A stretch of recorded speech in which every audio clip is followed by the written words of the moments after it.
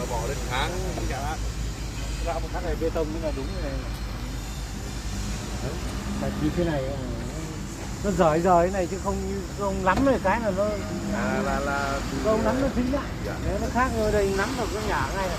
Đó, nắm này, cát này là đúng cát tiêu chuẩn này. Đó. Đây là cây tô. Này là chất lượng thì đấy là cát cây tô, cát hồng đấy đúng không? Dạ. Cát hồng đấy. Cát này bây giờ bao tiền khối đúng? Nó là 6,5. À bây giờ lên rồi đấy đúng không? Dạ, lên rồi. Dạ. Mà đúng đủ khối đấy, bên dưới Dạ. là đúng đủ khối Dạ. luôn. Còn cát này là bao nhiêu?